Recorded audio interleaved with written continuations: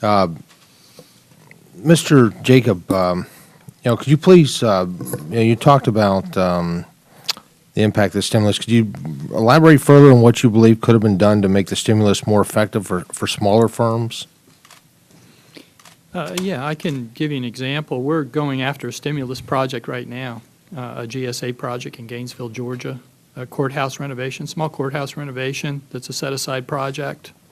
One of the problems with it is that the money that's been set aside, they've not been able to figure out the exact amount yet or how to budget it with what they want to do with the project. So we were technically awarded this project about 3 months ago, but we were told it's probably going to be 6 or 7 months before they finally get it underway. So the issue isn't so much as the money coming down, it's how quickly we can get it acting the way it should be, into the marketplace. And that's an example of what we're personally experiencing. If we had that project right now, it would certainly give some relief to us financially.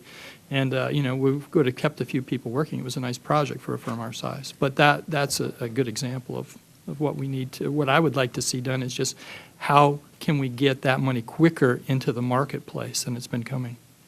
Well, with kind of following up with that personal experience you just had, or maybe others, what's the what type of paperwork, what kind of requirements, reporting requirements has that been, and has that been easy to comply with? Is it a fairly easy process to cut through? It's not a hard process. It's an arduous process. I mean, it takes time to do it. So you have to look at that, at what it does to your profitability on a project as you're doing time management on a project. It's more paperwork, but it's not hard paperwork. It's just more. So, and you have to make sure that you've got all your numbers correct.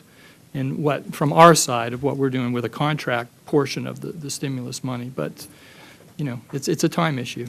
Okay, thank you. Mr. Robeson, in your testimony, you stated that the sale of an additional 200,000 homes is attributed to first-time home buyers credit.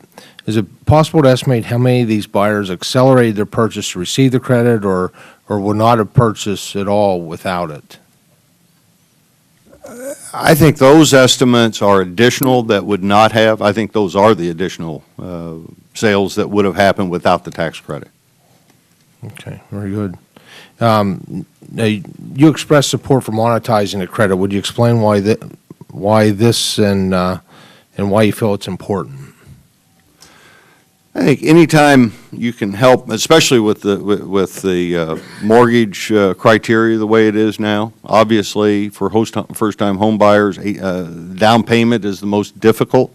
The monetization allows them to do it. There's been several states that have done it, and they've actually seen an increase in sales because of it. So I think it's proven.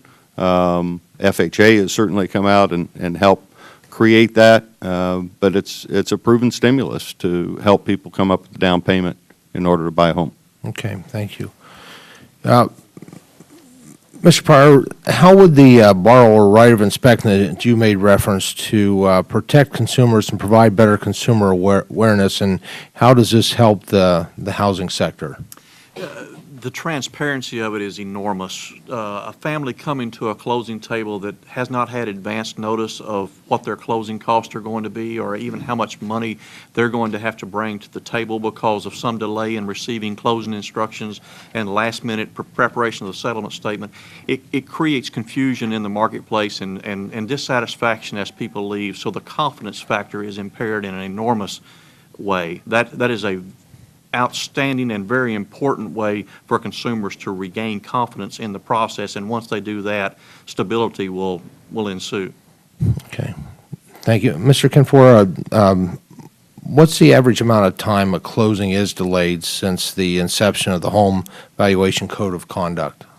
Well, it can be delayed to canceled completely. So with the we're having appraisals come in inaccurate. We have to then go out and question them, and so the time is just absorbed. I would say anywhere from the transaction falling apart to at least 3-4 weeks, as far as delay is concerned. But remember, when somebody gets an appraisal that's not correct, it it's a negative feeling on the house that they're buying. So with that, they're tarnished, and